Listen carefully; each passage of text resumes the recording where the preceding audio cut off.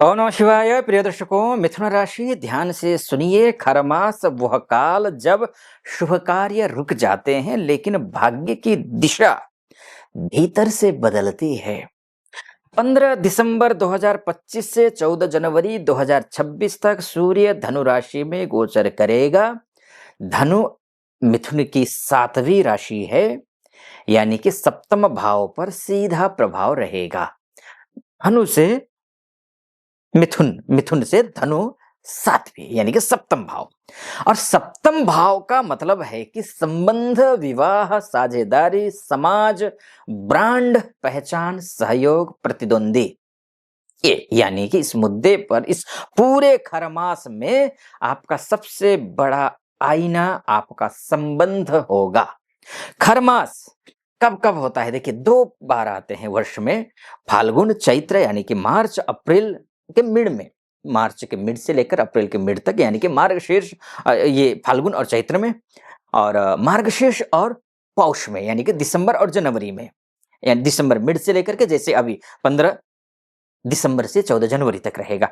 इस इन महीनों के बीच में ही आता है ये। तो 2026, 25 और 26 में इसका चक्र जो है, इस वीडियो में हम चर्चा करेंगे दिसंबर और जनवरी की। ठीक है, अब चलते हैं मिथुन राशि के शुभ, अशुभ, गहरे, वास्तविक और निर्णायक प्रभावों की ओर इस वीडियो में। मिथुन राशि का तात्पर्य वायु तत्व यानी कि एयर, स्वामी बुध हैं मिथुन राशि के। गुण बुद्धि है, संवाद है, विश्लेषण है, तर्क है, गति है।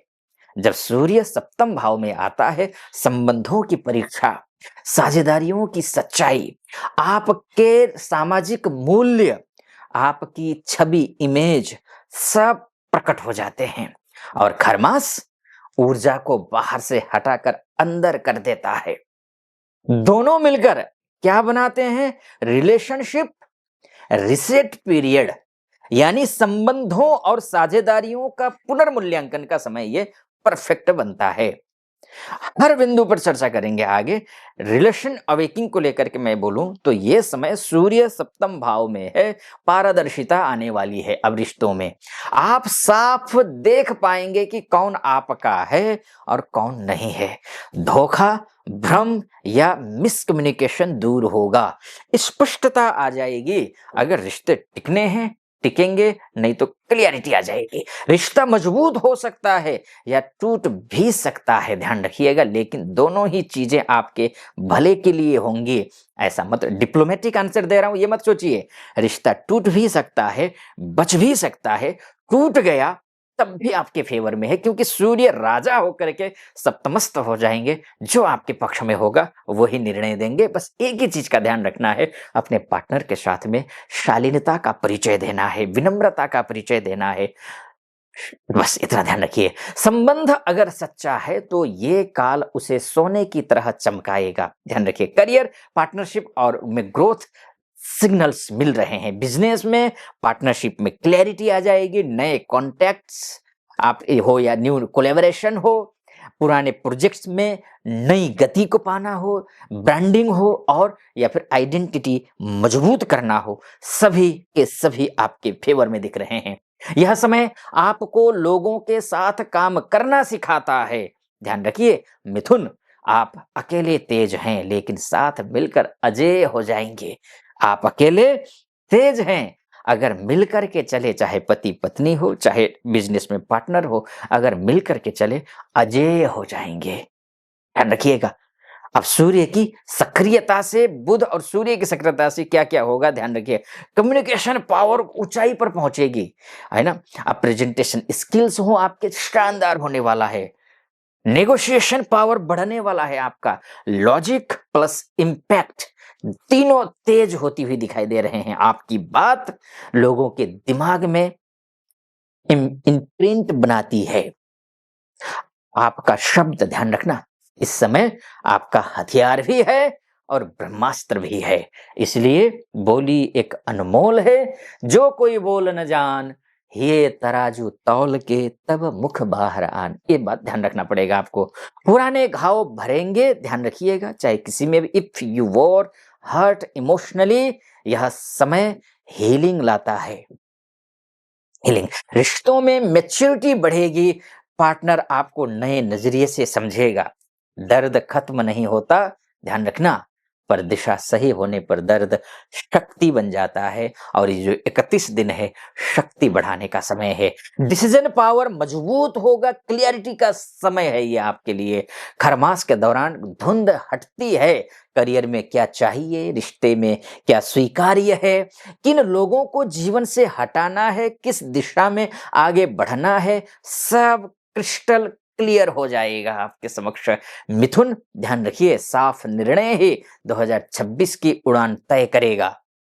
सोशल इमेज ब्राइट बनता हुआ दिख रहा है, लोग आपकी कद्र सम्मान करेंगे, यश बढ़ेगा, प्रतिष्ठा बढ़ेगी। सूर्य सप्तमस्त है तो इसका मतलब यह है प्रेस्टीज, रिपुटेशन और भरोसे, योग्यता बढ़ाता है, ये ध्यान रखिएगा। You appear more confident, voice stable, ध्यान रखना। अब मिस कम्युनिकेशन, कुछ अशुभ होगा, सब कुछ शुभ ही शुभ होगा ये जरूरी नहीं है, क्योंकि सूर्य है, सप्तमस्त है, अशुभ भी होगा। खरमास वैसे ही चल रहा है, तो मित्र ये होगा मिस कम्युनिकेशन, ये हो सकता है, ध्यान रखें। शब्द चोट पहुंचा सकते हैं, आपके शब्द भी और दूसरों के शब्द आपको भी, ध्यान रखना है। बुध और सूर्य का संयोजन और खरमास की इनवर्ड एनर्जी, गलतफहमियां, गलत शब्द, टकराव, संवाद की कमी ला सकता है, ध्यान रखना है। बात करने से पहले सोचिए, आपका शब्द रिश्ता भी बचा सकता है और बिगाड़ भी सकता है। रिलेशनशिप प्रेशर और इमोशनल लोड, ये चीजें भी ध्यान रखिए, ये भी होगा। रिलेशनशिप प्रेशर और इमोशनल लोड, ये भी। पार्टनर आपसे ज्यादा उम्मीदें करेगा, उस उम्मीद पर खरे उतरने में आपको समस्या आ सकती है। पुरानी शिकायतें सामने आ सकती हैं, इमोशनल इम्बैलेंस संभव है यहाँ पर। कारण क्या है? सप्तम मस्त सूर्य को ईगो के साथ जोड़ देता है। आप पार्टनर्स के साथ ईगो प्रॉब्लम की वजह, ईगो क्लैश करने की वजह समस्या से जूझ सकते हैं। आप जीतना चाहते हैं या रिश्ता एक चुनना पड़ेगा। जीतना चाहते हैं, ईगो लेकर आइए, जीतिए। अगर रिश्ता चाहते हैं, ईगो को साइड करके रिश्तों को आगे बढ़ाइए। करियर चेंज है आपकी कुंडली में, करियर की बात करूं ना, करियर चेंज है और कॉन्फ्लिक्ट्स भी दिख रहे हैं करियर में, हिडन प्रॉब्लम्स भी हैं, किसी कलीग से फ्रिक्शन या इंटरनल पॉलिटिक्स या सडन रोल चेंजेस, ये दिख रहा है, हो सकता है। सूर्य जब पार्टनरशिप हाउस में होता है तो अपोजिशन भी बढ़ती है, ध्यान रखिएगा, अपोजिशन भी बढ़ती है और डिसीजन कंफ्यूजन भी क्रिएट हो सकता है, जल्दी निर्णय हानि भी दे सकता है, ध्यान रखना। बुध की द्वि स्वभाव वाली जो राशि है, बुध स्वभावतः आपको थोड़ा कंफ्यूज करेगा। सूर्य का दबाव खरमास की स्थिर ऊर्जा को इम्बैलेंस कर सकती है। माइंड ओवर रिएक्ट करना, ओवर एक्टिवेट करना, ये सूर्य सप्तमस्त सूर्य कर सकता है। आगे मैंने अच्छा बोला था, यहां पर इन चीजों का ध्यान रखना पड़ेगा। ओवर थिंकिंग बचना है आपको, थकान हो, सिर में हो सकता है, आपको माइग्रेन की समस्या हो सकती है, नींद हो, स्ट्रेस हो, आपको डाइजेशन प्रॉब्लम हो, ये हो सकता है। आपको गायत्री मंत्र का जाप, अगर आपने गुरु मंत्र का दीक्षा ली है तो गायत्री मंत्र का जाप प्रतिदिन करना चाहिए, जिससे आपकी वाणी और मन को एक दिशा देता है। ये प्रतिदिन सूर्य को अर्घ्य दीजिए, ईगो को नरम करता है ये और क्लियरिटी बढ़ाता है सूर्य को अर्घ्य देने से। ओम नमो भगवते वासुदेवाय। रिश्तों और मन में स्थिरता लेकर के आता है ये मंत्र, 12 अक्षरी महामंत्र है भगवान विष्णु का। महत्वपूर्ण निर्णय 14 जनवरी 2026 के बाद लीजिए, उससे पहले मत लीजिए। पार्टनर से खुलकर बात संबंध मजबूत करेगा, ध्यान रखिएगा। खरमास में निर्णय अक्सर बायस्ड हो जाते हैं। अब मैं निष्कर्ष बोलूं, समरी बोलूं, समग्र में बोलूं, उससे पहले एक आपके समक्ष बात रखूंगा। अगर आप मुझसे अपनी कुंडली विश्लेषण करवाना चाहते हैं, आप महिला हो या पुरुष हो, देश से देख रहे हो या विदेश से देख रहे हो, तो नीचे नंबर है, उस नंबर पे कॉल कीजिए, व्हाट्सएप कीजिए, मेरी टीम से बात कीजिए, अपॉइंटमेंट ले लीजिए, मैं स्वयं आपकी कुंडली का विश्लेषण करूँगा। और हाँ, अगर आपको आपका कर्तव्य बनता है, यहाँ तक पहुँचे आप, सटीक लग रहा हो, तो वीडियो को लाइक, चैनल को सब्सक्राइब और कमेंट बॉक्स में हर हर महादेव जरूर लिख दीजिएगा। चलिए मैं निष्कर्ष की ओर आता हूं। मिथुन राशि, यह खरमास आपका ब्रेक नहीं, यह खरमास आपका ब्रेक नहीं, आपकी मैच्योरिटी का प्रवेश द्वार है। जो मिथुन इस काल में संवाद,